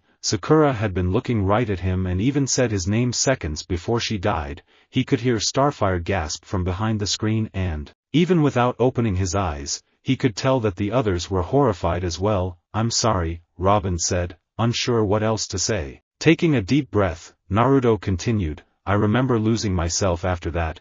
It didn't seem to matter what I did, nothing could stop that woman, and it was terrifying. At one point, Sasuke and I were knocked down hard. I guess Kaguya saw her chance to kill us because she threw several of those bone attacks at us. Kakashi tried to protect Sasuke and I by using his Susanoo, but he wasn't fast enough. Before he could fully summon it, one of the attacks got through and pierced his chest. One moment he was there and the next, he was nothing but ash. How the hell did he survive? Robin thought, unknowingly thinking the same as his friends who all felt sorry for Naruto. I'm so sorry, Naruto, Raven thought. Due to her abilities as an empath, she could feel his emotions, and she could tell how broken he truly felt. By that point it was too late, Naruto said with a shuddering sigh. The people trapped in the god tree were dying. Kaguya was rapidly taking all their chakra away to fuel her own power, killing them in the process. Every second wasted was another life lost, so Sasuke and I knew we had to try and end the fight quickly, even if it killed us. Eventually we managed to catch her and used the sealing technique that old man Sage taught us, sealing her back into the moon. Ever since that fight, Naruto was never a fan of the moon. He knew that the moon of this dimension wasn't the same as his own, but it still acted as a reminder every night of his failure. What happened next? Robin quietly asked after a moment of silence. I honestly don't know, Naruto said truthfully. After the sealing had begun, Kaguya did everything she could to get away. She even tried to summon her portals, but nothing was working as her chakra was being sealed away. I think that, when she tried to create her portals, something went wrong. I don't even know how it happened, but I fell through one of those portals. Next thing I knew, I woke up in a crater in the middle of a place called Edinburgh in Scotland 2 years ago. Again, everyone went silent as they processed Naruto's story. No one even noticed that the scanning machine had finished. That's when you started traveling around, wasn't it?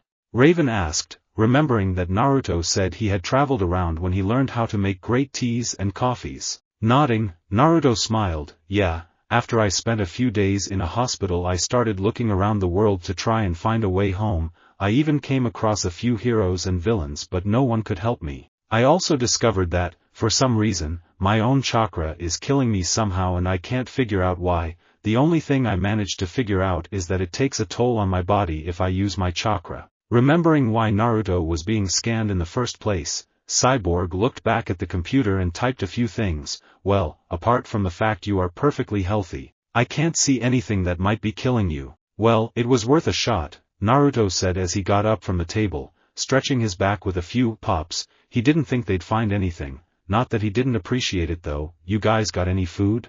I'm starving. Raven didn't look too happy that the scanners showed nothing and wondered if something was missed, although she doubted it.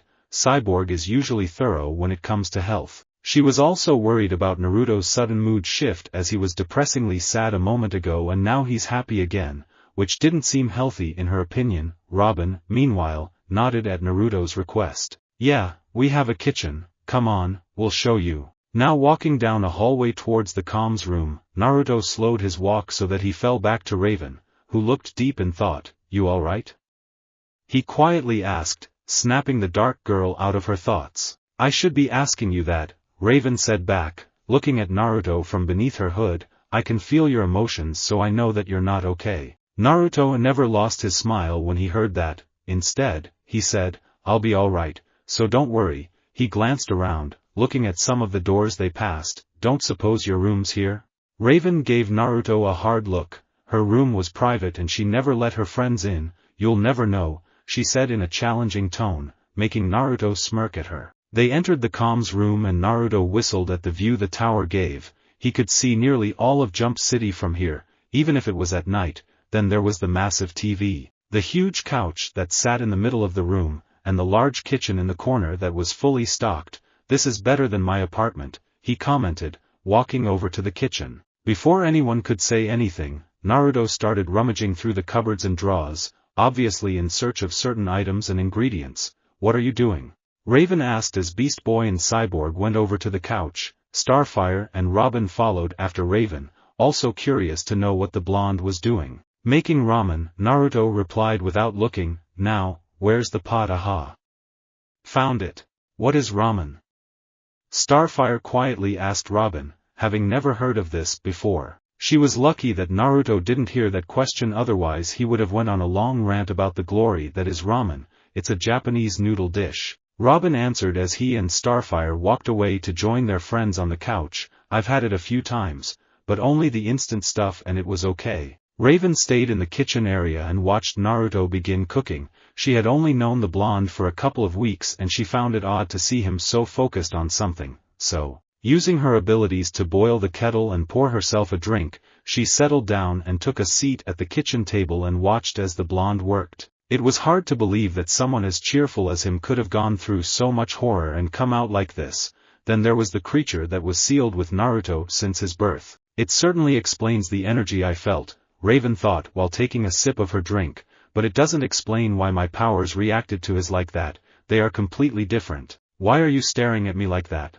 Snapping out of her thoughts, Raven could see Naruto looking at her with a smile and a raised eyebrow. I wasn't staring, Raven argued with a slight blush of embarrassment. I was deep in thought. Laughing at how she reacted, Naruto went back to cooking. Actually, I was thinking about what you said, about your tenant. She watched carefully as Naruto stopped what he was doing for a moment. Can you still use its power? With a frown, Naruto shook his head. No, for some reason I haven't been able to use it since I got here. I used to be able to meditate and take myself into my own mindscape, but I don't know. It's like there's a door between me and the seal, and the door's locked tight. I haven't been able to summon Kurama's chakra and I haven't heard from it either. Raven actually flinched a little after Naruto spoke, being able to feel how sad he was. The man had truly lost everything and everyone, even the one being that had been with him since birth. I am sorry, Raven said while noticing that Naruto was clenching his shaking fist again, trying not to show his emotions.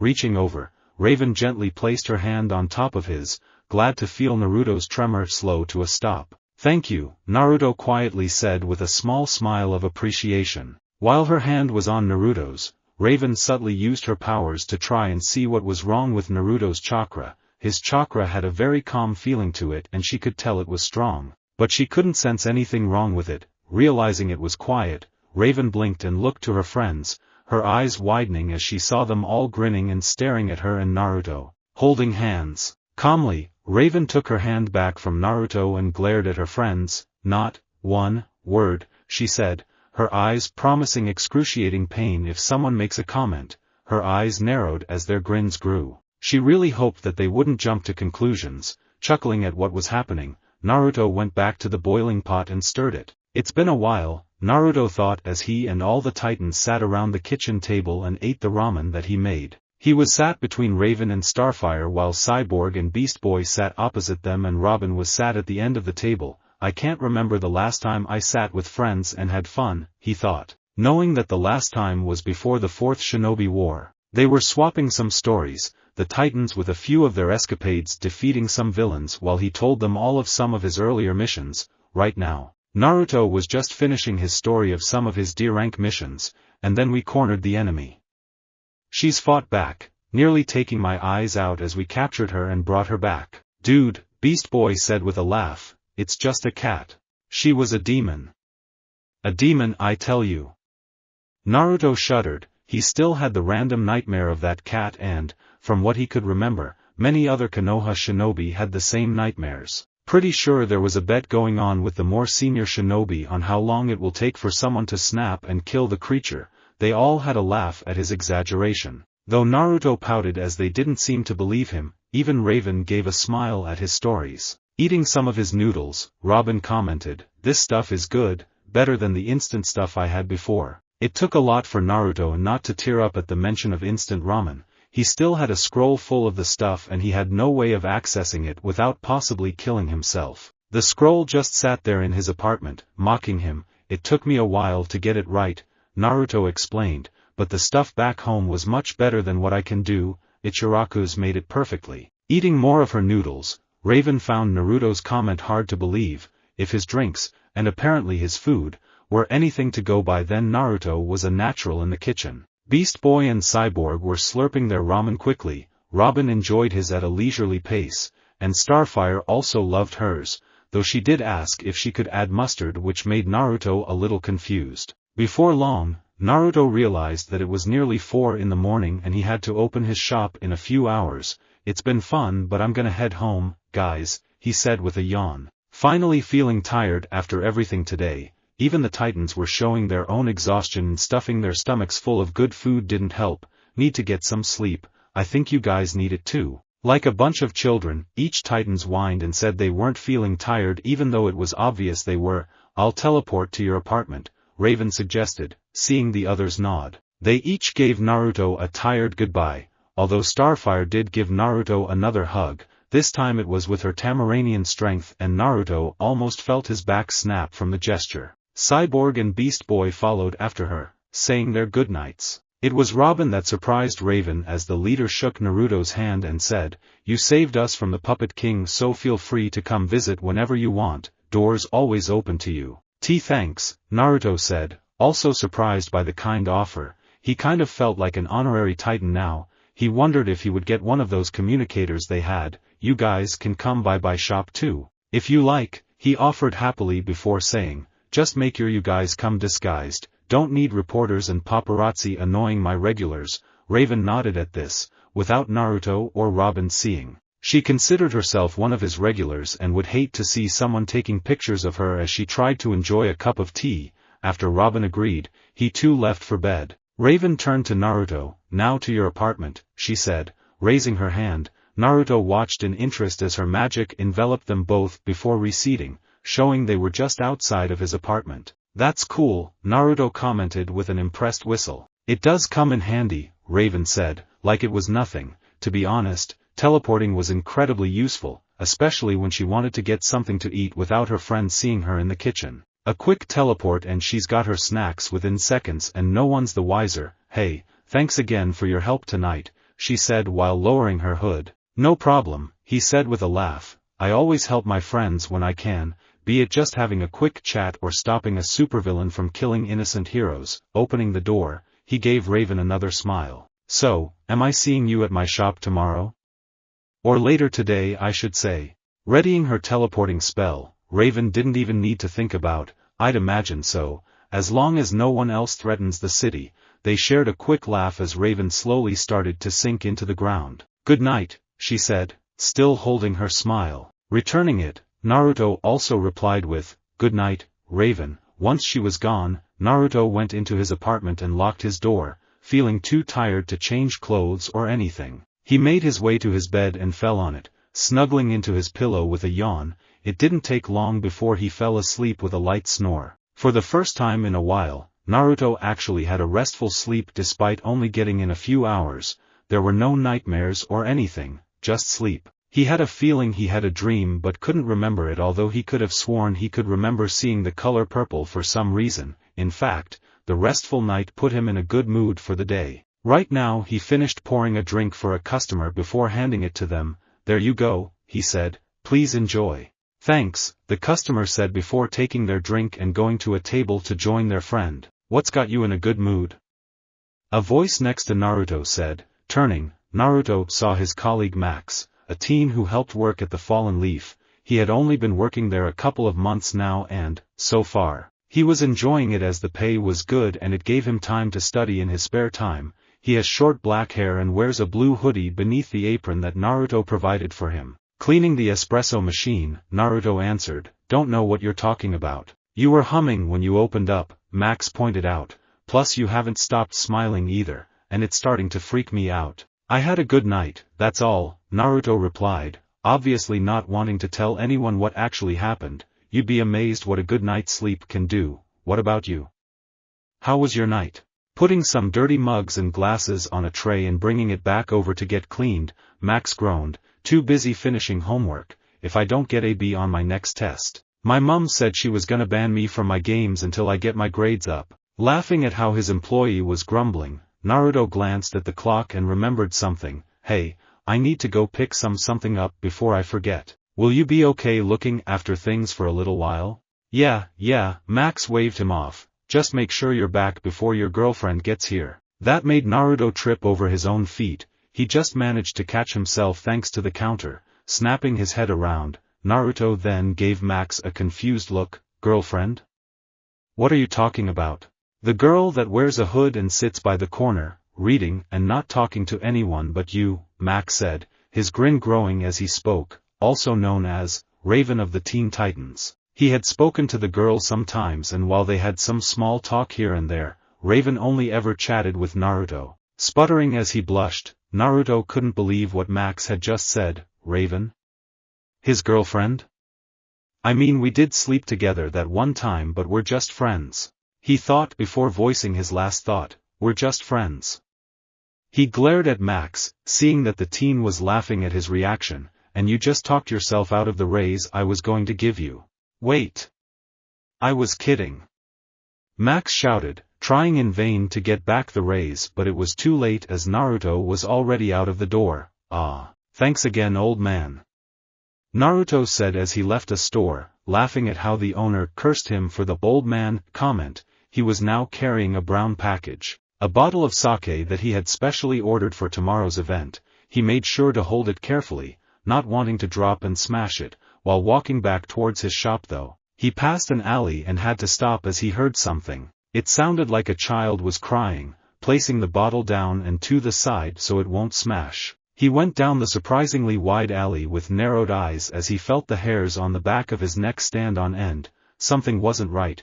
He found the child and saw that they were huddled in the corner, a large rag covering their form as they cried. Taking a quick look around, Naruto could see nothing out of the ordinary. The child was still crying, so Naruto reached down to touch their shoulder, but just as his fingers brushed the rag, he jumped back just in time as a man landed where he was standing a moment ago. He could see that there were two more men like the first one surrounding him, appearing from the shadows. Every one of them wore the same exact thing, a black uniform with metal plates around their limbs, and an orange mask that covered their faces. They all just stared at Naruto and they didn't say a word. Mind telling me who you all are?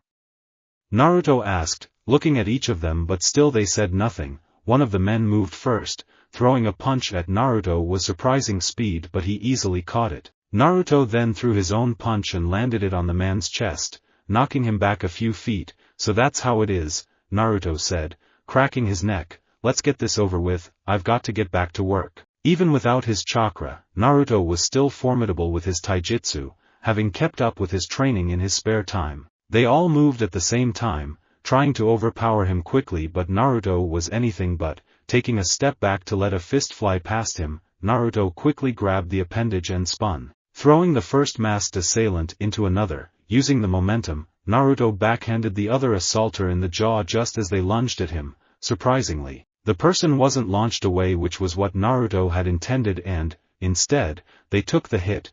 They then ducked down and tried to sweep Naruto off his feet, but he jumped over the leg. The first offender returned with a flurry of punches that forced Naruto to back up while blocking. The second person appeared from behind and landed several blows to Naruto's back, making him grunt in pain. But he threw back an elbow that connected with the person's head to get them away. Naruto then grabbed the person's arms in front of him and held them tight as he jumped to plant his feet in their chest. Imagine Naruto's surprise when one of the arms he held onto ripped off to reveal metal and wires. What? He gasped in shock, examining the limb. He looked back to see the person stand back up, as though the wound didn't affect them. You're all robots, Naruto realized with narrowed eyes. Who sent you? He demanded, but they still refused to answer. They just stared at each other before they ran to the walls, scaling up them with ease. Even the one that was missing an arm managed to escape despite Naruto trying to stop it. Now he was standing in the alley, holding onto a robot's severed arm, and looking very confused about everything. Everything okay? Max asked as Naruto returned to the shop, still looking confused. And why do you have an arm with you? Even the customers had to do a double take when they saw the store owner walk in with the object. Glancing down at the appendage he was carrying, Naruto answered with, nothing much happened, I was just mugged by 3 weird robot ninjas. Ripped one of their arms off and they ran away before they could get anything. Fine, don't tell me, Max said with a disbelieving sigh, thinking that his boss was just trying to be funny. By the way, your girlfriend's here, she was waiting for you to pour her drink, he said, pointing his thumb behind him, showing that Raven was back and sitting in the corner with a book in hand. Twitching, Naruto glared at Max, who just gave him a cheeky grin. She is not my girlfriend, he muttered with a slight blush, and if you make that joke again, I'll shove this robot arm where the sun don't shine. Ignoring Max, who just gave him a laugh, Naruto walked over to Raven and smiled while saying hello. Why are you carrying around an arm? Raven asked with a raised eyebrow. As always, Naruto continued to surprise her, and she had a feeling that this kind of thing will usually happen. Placing the arm and the bottle of sake on the table, Naruto sat down. I'm actually not sure what happened. This all happened about 10 minutes ago. I was walking back to work, heard someone crying in an alley and, being the nice guy that I am, went to go see what was wrong. Next thing I know, 3 guys dressed as ninjas appeared and started attacking me without saying anything. What? Raven exclaimed in shock of hearing her friend just being attacked like that. A few of the customers glanced up at the shout but quickly went back to their own business. Don't worry, I'm fine, Naruto continued. As soon as they realized it wasn't going to be an easy fight, they ran away. Well, that was after I accidentally ripped one of their arms off. Examining the appendage, Raven gave Naruto another eyebrow raise. That's not a prosthetic. Were they robots? Think so. No idea why they attacked me though. They didn't say a word the entire time. Tapping the torn-off arm, Naruto gave it a thoughtful look. Don't suppose you've ever come across robots with limbs like this? My friends and I have fought robots before but I've never seen any of them with an arm like this, Raven answered, also observing the limb. If you want, I can take it back to the tower with me and have Robin and Cyborg look at it. I'm sure they'll want to know more about it as well. Nodding, Naruto agreed. That'd be great, thanks. Now then, I believe I offered you a free cup of tea the last time we spoke. Oh, good, I was starting to think you forgot about that offer.